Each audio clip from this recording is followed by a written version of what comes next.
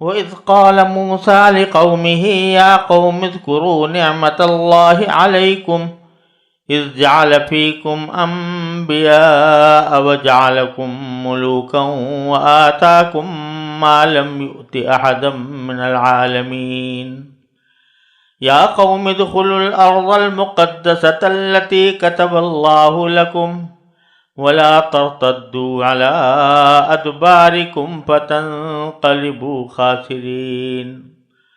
قَالُوا يَا مُوسَىٰ إِنَّ فِيهَا قَوْمًا جَبَّارِينَ وَإِنَّا لَن نَّدْخُلَهَا حَتَّىٰ يَخْرُجُوا مِنْهَا فَإِن يَخْرُجُوا مِنْهَا فَإِنَّا دَاخِلُونَ قال رجلان من الذين يخافون أنعم الله عليهم ادخلوا عليهم الباب فإذا دخلتموه فإنكم غالبون وعلى الله فتوكلوا إن كنتم مؤمنين قالوا يا موسى إنا لن ندخلها أبدا ما داموا فيها فاذهب أنت وربك فقاتلا إنا هاهنا قاعدون قال رب إني لا أملك إلا نفسي وأخي فافرق بيننا وبين القوم الفاسقين قال فإنها محرمة عليهم 40 سنة يتيهون في الأرض وَلَا تَأْسَ عَلَى الْقَوْمِ الْفَاسِقِينَ۔ یہ سورہ مائدہ کی آیت نمبر 20 سے آیت نمبر 26 تک جو آیتیں ہیں وہ تلاوت کی گئی ہیں، ان کا ترجمہ یہ ہے: اور اس وقت کا دھیان کرو جب موسیٰ نے اپنی قوم سے کہا تھا کہ اے میری قوم، اللہ کی اس نعمت کو یاد کرو جو اس نے تم پر نازل فرمائی ہے، کہ اس نے تم میں نبی پیدا کیے، تمہیں حکمران بنایا اور تمہیں وہ کچھ عطا کیا جو تم سے پہلے دنیا جہان کے کسی فرد کو عطا نہیں کیا تھا۔ اے میری قوم، اس مقدس سرزمین میں داخل ہو جاؤ جو اللہ نے تمہارے واسطے لکھ دی ہے، اور اپنی پشت کے بل پیچھے نہ لوٹو، ورنہ پلٹ کر نامراد ہو جاؤ گے۔ وہ بولے، اے موسیٰ، اس ملک میں تو بڑے طاقتور لوگ رہتے ہیں، اور جب تک وہ لوگ وہاں سے نکل نہ جائیں ہم ہرگز اس میں داخل نہیں ہوں گے۔ ہاں، اگر وہ وہاں سے نکل جائیں تو بے شک ہم اس میں داخل ہو جائیں گے۔ جو لوگ خدا کا خوف رکھتے تھے ان میں سے 2 مرد جن کو اللہ نے اپنے فضل سے نوازا تھا، وہ بول اٹھے کہ تم ان پر چڑھائی کر کے شہر کے دروازے میں گھس تو جاؤ، جب گھس جاؤ گے تو تم ہی غالب رہو گے، اور اپنا بھروسہ صرف اللہ پر رکھو اگر تم واقعی صاحب ایمان ہو۔ وہ کہنے لگے، اے موسیٰ، جب تک وہ لوگ اس ملک میں موجود ہیں ہم ہرگز اس میں قدم نہیں رکھیں گے۔ اگر ان سے لڑنا ہے تو بس تم اور تمہارا رب چلے جاؤ اور ان سے لڑو، ہم تو یہیں بیٹھے ہیں۔ موسیٰ نے کہا، اے میرے پروردگار، سوائے میری اپنی جان کے اور میرے بھائی کے کوئی میرے قابو میں نہیں ہے۔ اب آپ ہمارے اور ان نافرمان لوگوں کے درمیان الگ الگ فیصلہ کر دیجیے۔ اللہ نے کہا، اچھا، تو وہ سرزمین ان پر 40 سال تک حرام کر دی گئی ہے، یہ اس دوران زمین میں بھٹکتے پھریں گے۔ تو اے موسیٰ، اب تم بھی ان نافرمان لوگوں پر ترس مت کھانا۔ ان آیات میں اللہ تبارک و تعالی نے بنی اسرائیل کے ایک انتہائی غلط رویے کا ذکر فرمایا ہے۔ پیچھے فرمایا گیا تھا کہ ان سے یہ عہد لیا گیا تھا، میثاق لیا گیا تھا کہ جو کچھ بھی اللہ تبارک و تعالی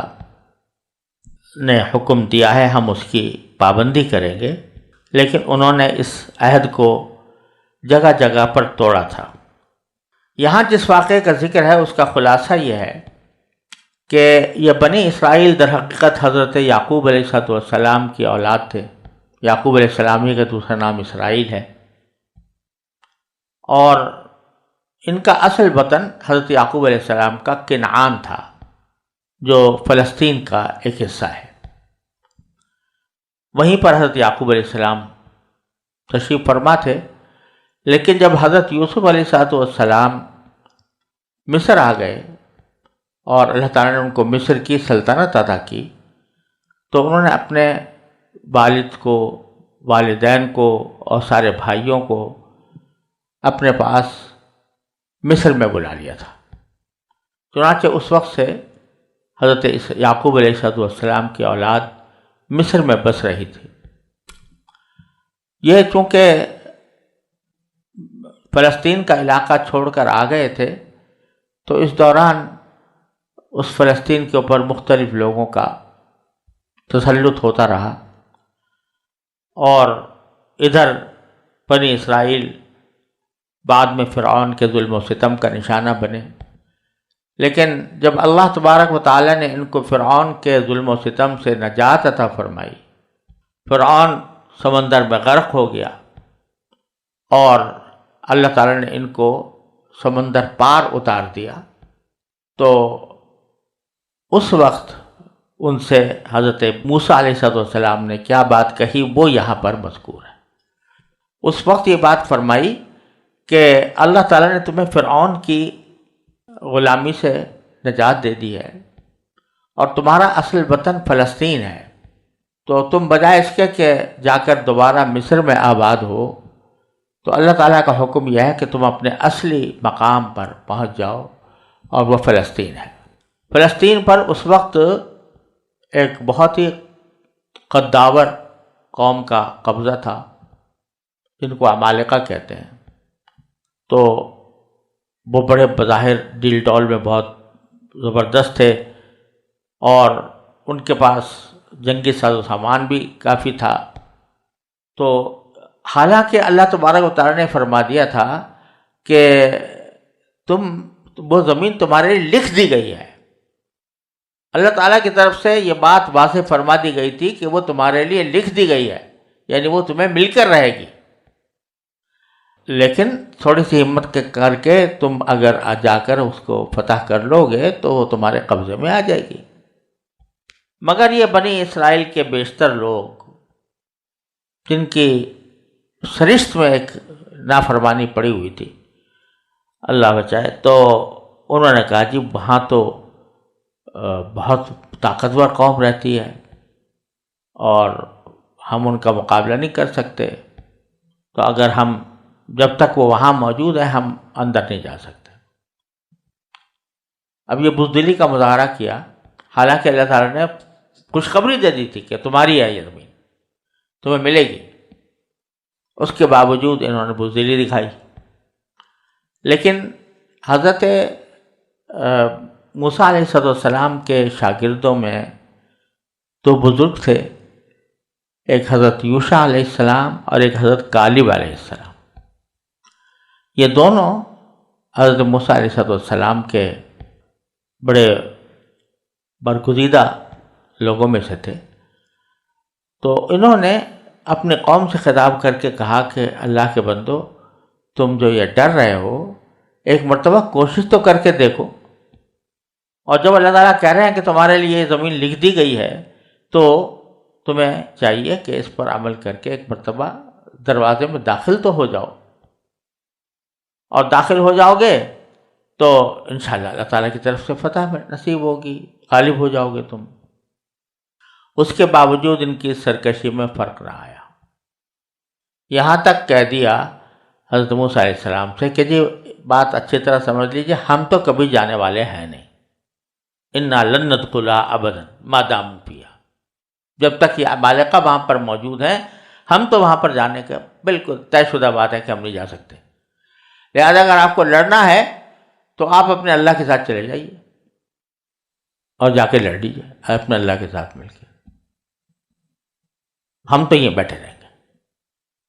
نافرمانی کا اس سے بڑا مظاہرہ کیا ہو سکتا ہے کہ پیغمبر سے یہ کہا جائے کہ تم اور تمہارا اللہ جا کے لڑ لو اب اللہ تبارک و تعالیٰ یعنی یہ موقع تھا جس میں کہ حضرت موسیٰ علیہ السلام کو جتنا بھی غصہ آتا کم تھا. حضرت موسیٰ علیہ السلام جتنا بھی ان کی مذمت فرماتے کم تھا، لیکن حضرت موسیٰ علیہ السلام نے اتنا فرمایا کہ یا اللہ بس اب میں ان سے بہت عاجز آ چکا ہوں، اور میں ہوں، میرا بھائی ہے، باقی اور کسی پر میرا قابو ہے نہیں، یہ جتنے بنی اسرائیل میرے ساتھ ہیں، لہذا اب میرا ان کا راستہ کچھ الگ ہی کر دیجیے. یعنی پیغمبر اس بات پر مجبور ہوئے کہ یہ کہیں کہ اب ہمارے ان کے درمیان کوئی فیصلہ ایسا فرما دیجیے کہ یا تو میں الگ ہو جاؤں اور یہ الگ ہو جائیں، یا جو بھی فیصلہ کوئی ایسا ہو کہ میرے ساتھ ان کا نبھاؤ ہو نہیں رہا. تو اللہ تبارک و تعالیٰ نے فرمایا کہ اچھا اب ہم یہ کرتے ہیں کہ یہ لوگ کہتے ہیں نا کہ ہم نہیں جائیں گے عمالقہ سے جہاد کرنے کے لیے، تو ہم ایسا کرتے ہیں کہ یہ جس میدان کے اندر ہیں یہ وہ ہے صحرائے سینا، اس کو ہم ایسا میدان بنا دیتے ہیں کہ یہ 40 سال تک اسی میں گھومتے پھریں گے، ان کو کہیں اور نکلنے کا راستہ نہیں ملے گا، اسی میں رہیں گے. کیونکہ قرآن کریم میں فرمایا کہ وہ اس جگہ پر داخل ہوں گے کہ اس میدان میں رہیں گے اور سرگرداں پھرتے رہیں گے. تو اس لیے یتیہون کا لفظ استعمال کیا کہ یتیہون وہ حیران پریشان سرگرداں رہیں گے اسی زمین کے اندر، اسی لیے اس کو بعد میں میدان تیہ کہا جاتا ہے. اصل میں وہ صحرائے سینا تھا. تو اب ذرا تھوڑا سا اس کا ترجمہ کے ساتھ ان آیات کو دوبارہ دیکھتے ہیں. وَإِذْ قَالَ مُوسَىٰ لِقَوْمِهِ، جب اس وقت کو یاد کرو کہ جب موسیٰ نے اپنی قوم سے کہا تھا، یعنی بنی اسرائیل سے کیا کہا تھا کہ یا قوم اذکروا نعمت اللہ علیکم. اصل تو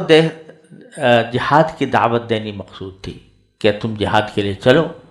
میرے ساتھ، اس فلسطین کو آزاد کرانے کے لیے میرے ساتھ جہاد پر چلو. لیکن تمہید یہ باندھی تاکہ معلوم تھا کہ یہ لوگ جو ہیں یہ سرکش قسم کے لوگ ہیں، تو تمہید باندھی اذکروا نعمت اللہ علیکم، تم اللہ کی نعمت کو اپنے اوپر جو ہوئی ہے اس کو ذرا یاد تو کرو. کس طرح ہم نے اللہ تعالیٰ نے تمہیں فرعون کے ظلم و ستم سے نجات دی، کس طرح فرعون کو غرق کیا، کس طرح تمہارے لیے دریا میں راستہ پیدا کیا، کس طرح تمہیں پار اتارا. اور اذ جعل فیکم انبیاء، اور تمہارے اندر انبیاء پیدا کیے. حضرت یعقوب علیہ السلام تمہارے جد امجد وہ نبی تھے، حضرت یوسف علیہ السلام نبی تھے، اور ان کے بعد حضرت موسیٰ علیہ السلام اور ان کے ساتھ یوشع علیہ السلام، کالب علیہ السلام، یہ سب تمہارے درمیان پیدا کیے انبیاء.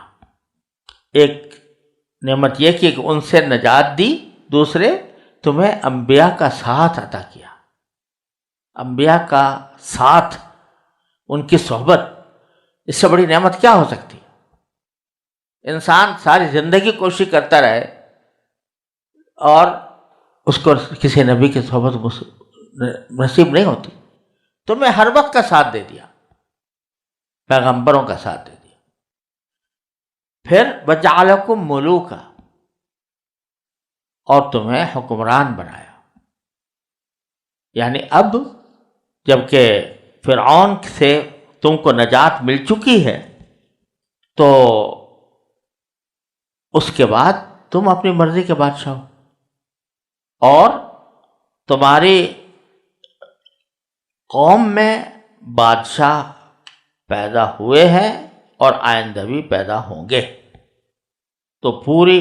بنی اسرائیل کے اوپر یہ نعمتیں ہوئیں کہ دشمن سے نجات ملی، سمندر میں غرق ہونے سے بچے، اللہ تعالیٰ نے انبیاء کا ساتھ بخشا اور ان کو اپنے مرضی کا بادشاہ بنا دیا کہ جو جہاں چاہیں جا سکتے. اور فرمایا کہ وَآتَاكُم مَّا لَمْ يُؤْتِ أَحَدًا مِّنَ الْعَالَمِينَ، اور تمہیں وہ چیزیں عطا فرمائیں جو سارے دنیا جہان میں کسی کو بھی نہیں دی تھی اللہ نے۔ کیا چیزیں؟ کہ آج تک کسی کے لیے اللہ تعالیٰ نے سمندر نہیں پھاڑا تھا، تمہارے لیے پھاڑا۔ آج تک کسی کو اتنے زبردست جابر بادشاہ سے اتنی آسانی کے ساتھ نکالنے کا راستہ اللہ تعالیٰ نے پیدا نہیں کیا تھا کسی اور کے لیے، ہمارے لیے کیا۔ تو آتاکم ما لم یؤت احد من العالمین، اور فرمایا کہ یہ ساری تمہید بنانے کے بعد کہ اللہ تعالیٰ کی نعمتوں کو یاد کرو اور نعمتوں کی قدر کرو۔ اب قدر کرتے ہوئے اب میں تم سے کہتا ہوں کہ یا قوم ادخلوا الارض المقدسۃ التی کتب اللہ لکم، اے میری قوم اس زمین میں داخل ہو جاؤ جو مقدس زمین ہے، اس سے مراد فلسطین اور بیت المقدس وغیرہ کا علاقہ، اس مقدس سرزمین میں داخل ہو جاؤ جو اللہ نے تمہارے لیے لکھ دی ہے، کتب اللہ لکم، پہلے سے ان کو بتا دیا کہ تمہارے مقدر میں اللہ نے لکھ دی ہے، یہ تم اس کے وارث بننے والے ہو، اس میں داخل ہو جاؤ، یعنی جہاد کے لیے۔ اب یہاں حضرت موسیٰ علیہ السلام نے براہ راست یہ نہیں کہا کہ بھائی چلو جہاد کو چلو، یہ نہیں کہا کہ چلو بھائی لڑائی لڑیں گے، جنگ کریں گے، بلکہ اس کا جو نتیجہ ہونا تھا اس کو بیان فرمایا کہ داخل ہو جاؤ اس زمین میں جو کہ مقدس ہے اور تمہارے لیے اللہ نے لکھ دی ہے۔ یعنی وہ جہاد جو ہوگا وہ تو ایک ذریعہ ہوگا، لیکن اصل مقصد، اصل نتیجہ اس کا یہ ہوگا کہ تم مرض مقدس میں داخل ہو جاؤ گے۔ وَلَا تَرْتَدُّوا عَلَىٰ أَدْبَارِكُمْ، اور تم اب الٹے پاؤں پیٹھ کی طرف نہ لوٹو، یعنی اللہ نے تمہیں ایمان کی دولت دے دی ہے اور انبیاء کا ساتھ عطا فرمایا ہے، تو اب لوٹ کر تم کفر کی طرف نہ جاؤ کہ تم اگر یہ کرو گے تو گویا ایک طرح سے کفر کر رہے ہوگے اور اللہ تعالیٰ کے احکام سے نافرمانی کر رہے ہوگے۔ یہاں قرآن کریم نے زمین کا لفظ استعمال کیا، الارض المقدسہ، تو اس ارض مقدسہ سے کیا مراد ہے؟ تو یوں تو اس کے بارے میں مختلف اقوال ہیں کہ اس سے مراد فلسطین ہے۔ بعض حضرات نے یہ فرمایا ہے کہ اس فلسطین کی حدود یہ ہیں کہ اریحہ کے شہر کو جو نہر اردن اور بیت المقدس کے درمیان دنیا کا قدیم ترین شہر تھا اور آج تک موجود ہے، اس کو ارض مقدسہ قرار دیا گیا۔ اور بعض روایات میں ہے کہ اس شہر کے 1000 حصے تھے، ہر حصے میں ہزاروں باغات تھے۔ اور بعض حضرات نے یہ بھی فرمایا کہ ارض مقدسہ سے مراد دمشق، فلسطین اور بعض کے نزدیک اردن بھی اس میں داخل ہے۔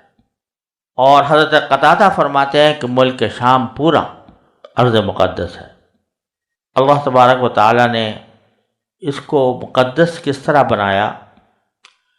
کہ در حقیقت یہ حضرت ابراہیم علیہ السلام جب یہاں پر تشریف لائے تو ایک روایت میں آتا ہے، تفسیر ابن کثیر وغیرہ میں مذکور ہے کہ اللہ تبارک و تعالیٰ نے حضرت ابراہیم علیہ السلام سے یہ فرمایا تھا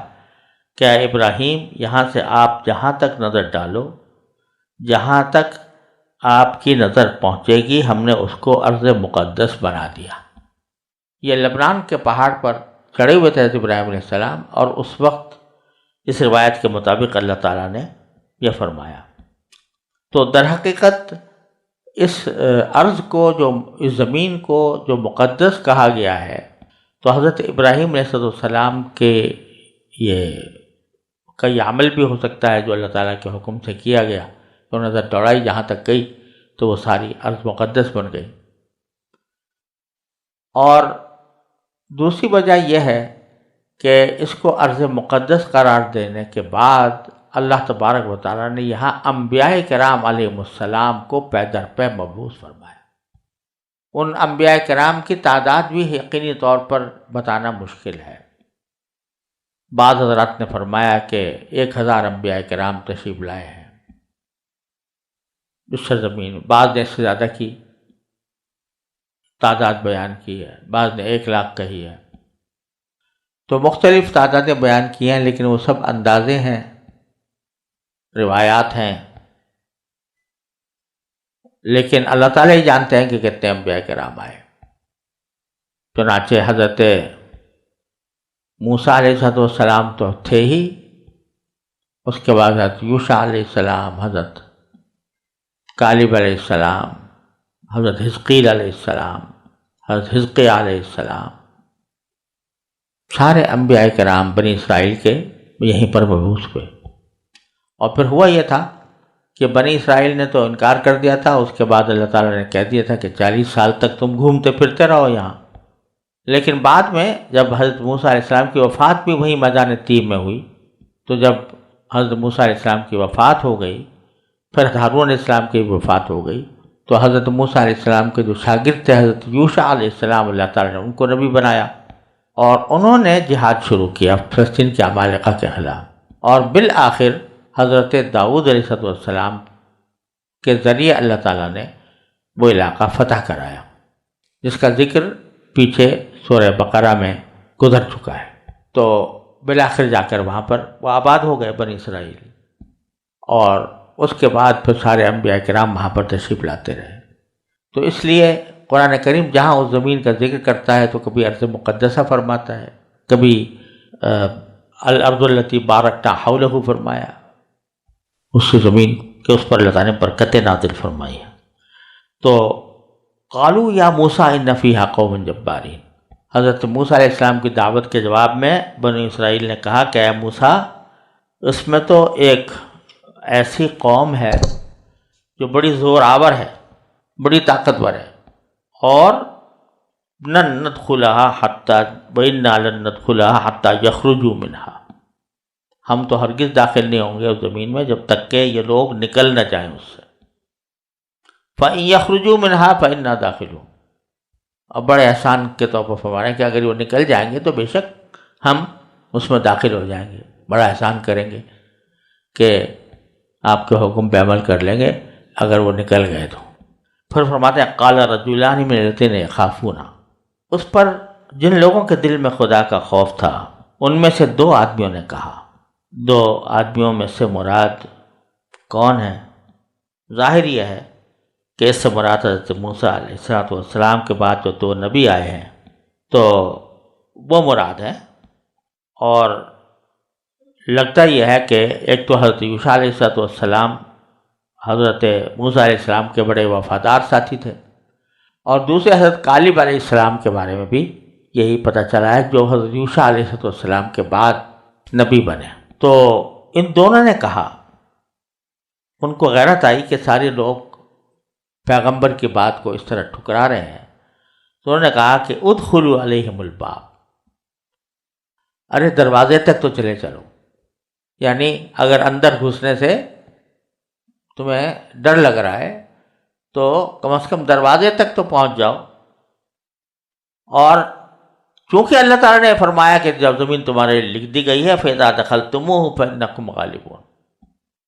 جب تم داخل ہو جاؤ گے اس دروازے میں تو پھر غلبہ تمہارا ہی ہوگا۔ وَعَلَى اللَّهِ فَتَوَكَّلُوا، اور اللہ ہی پر بھروسہ کرو،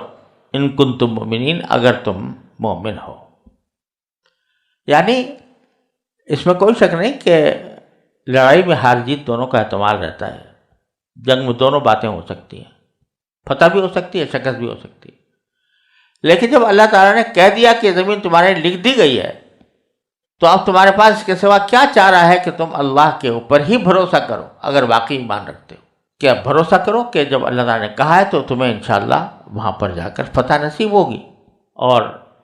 اس سے بڑا اطمینان کوئی اور کیا دلا سکتا ہے جو اللہ تعالیٰ نے دلا دیا؟ کسی بھی جنگ میں کوئی کسی کو اس طرح اطمینان نہیں دلایا کرتا، لیکن اللہ تعالیٰ نے اطمینان دلا دیا ہے تمہیں، تو کم از کم اس حالت میں تو بھروسہ کر لو اللہ تعالیٰ پر۔ تو اس کے جواب میں انہوں نے کہا یا موسیٰ انا لن ندخلها ابدا ما داموا فیہا، ہم نے تو طے کر رکھا ہے، ہمیں تہیہ کر لیا ہے اے موسیٰ کہ ہم تو اس جگہ ہرگز نہیں جائیں گے جب تک کہ یہ عمالقہ طاقتور قوم وہاں پر موجود ہے۔ فاذهب انت وربک، تو آپ چلے جائیے، آپ اپنا پروردگار کو ساتھ لے جائیے۔ فقاتلا، دونوں مل کر جنگ کر لیجیے۔ انا ہاہنا قاعدون، ہم تو یہیں بیٹھے۔ جب غزوہ بدر پیش آیا رسول کریم صلی اللہ علیہ وسلم کے عہد مبارک میں، تو نبی کریم صلی اللہ علیہ وسلم در حقیقت قریش کے ایک قافلے کی تلاش میں نکلے تھے۔ اس قافلے پر حملہ کرنے مقصود تھا، کیونکہ وہ قافلہ در حقیقت مکے کی دفاعی طاقت مضبوط کرنے کے لیے جا رہا تھا۔ اس لیے حضور اقدس صلی اللہ علیہ وسلم نے قافلے کے اوپر حملہ کیا، لیکن وہ قافلے تو نکل گیا، اور دوسری طرف سے ابو جہل ایک بہت بڑا لشکر جرار لے کر مدینہ منورہ پر حملہ آور ہو گیا۔ تو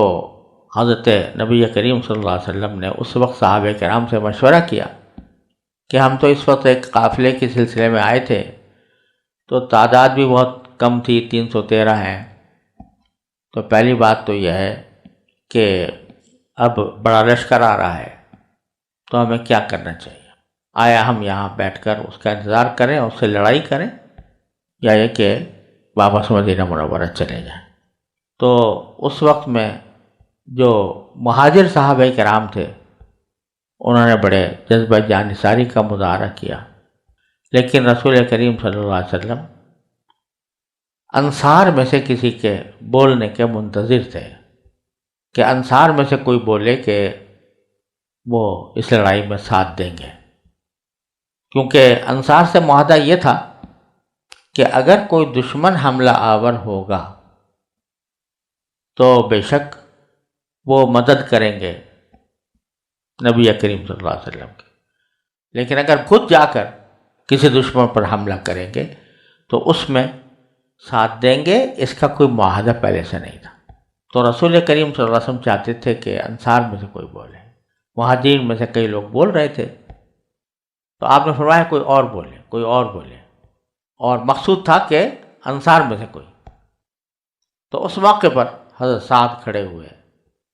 اور انہوں نے یہ فرمایا کہ یا رسول اللہ، آپ نے ہم بنی اسرائیل کی طرح نہیں ہیں کہ آپ سے یہ کہہ دیں کہ اذهب انت وربک فقاتلا انا هاہنا قاعدون۔ آپ اگر ہم سے کہیں گے کہ ہم اپنی سواریوں کو سمندر میں اتار دیں تو سمندر میں اتار دیں گے، ہم یہ نہیں کہیں گے کہ اذهب انت وربک فقاتلا، تم اور اللہ جا کر لڑ لو، ہم یہیں بیٹھے ہیں۔ بہرحال بنی اسرائیل نے یہ انتہائی گستاخانہ جواب دے دیا، تو اس پر حضرت موسیٰ علیہ السلام نے فرمایا رب انی لا املک الا نفسی باقی، اے میرے پروردگار، میں کوئی قابو نہیں رکھتا مگر اپنی جان پر اور اپنے بھائی کی جان پر۔ فافرق بیننا وبین القوم الفاسقین، کہ ہمارے اور اس فاسق لوگوں کے درمیان تفریق کر دیجیے، ان کے راستے ہمارے راستے الگ کر دیجیے۔ حضرت عبداللہ بن عباس رضی اللہ تعالیٰ عنہ اس کی تفسیر میں فرماتے ہیں کہ اس کا مطلب یہ تھا کہ جس سزا کے یہ لوگ مستحق ہیں ان کو وہ سزا دے دی جائے، اور ہم دونوں جس صورتحال کے مستحق ہیں ہم کو وہ عطا فرما دیا جائے۔ تو اس پر اللہ تعالیٰ نے فرمایا فَإِنَّهَا مُحَرَّمَةٌ عَلَيْهِمْ 40 سَنَةً، یہ ارض مقدسہ ان پر حرام کر دی گئی ہے 40 سال تک، 40 سال تک یہ داخل نہیں ہو سکیں گے۔ یتیہون فی الارض، اور یہ بھی نہیں کہ ان کو کوئی اور وطن دے دیا جائے گا، یہ اسی زمین میں جہاں انہوں نے یہ گستاخانہ بات کہی ہے، یعنی صحرائے سینا، اسی میں یہ سر مارتے پھریں گے۔ فلا تأس علی القوم الفاسقین، اب چونکہ حضرت موسیٰ علیہ السلام بہرحال پیغمبر تھے، نبی تھے، کہہ تو دیا تھا کہ میرے ان کے درمیان تفریق کر دیجئے، لیکن پیغمبر اپنی امت کے اوپر مشفق بہت ہوتا ہے، اس سے زیادہ کوئی اور مشفق نہیں ہو سکتا۔ تو خیال تھا کہ جب ان کو یہ سزا دی جائے گی کہ یہ میدان تیہ میں گھومتے پھریں گے اور کہیں باہر نہیں نکل سکیں گے، تو شاید اس پر موسیٰ علیہ السلام کو افسوس ہوگا کہ میرے کہنے سے ان کو یہ سزا مل گئی۔ تو اللہ تعالیٰ نے یہ بھی فرما دیا آخر میں کہ فَلَا تَأْسَ عَلَى الْقَوْمِ الْفَاسِقِينَ۔ تو اب ان نافرمانوں کے اوپر کوئی افسوس نہ کرنا، جو کچھ بھی ان کو حالات پیش آئیں، آپ پیغمبر ہو اور پیغمبر ہونے کی وجہ سے ہو سکتا ہے تمہارے دل میں کوئی نرم گوشہ پیدا ہو جائے اور ان پر ترس آنے لگے، تو اب ترس نہیں کھانا، کیونکہ ہم نے ان کو ان کی بدعمالیوں کی وجہ سے یہ سزا دے دی ہے۔ فَلَا تَأْسَ عَلَى الْقَوْمِ الْفَاسِقِينَ، لہٰذا اس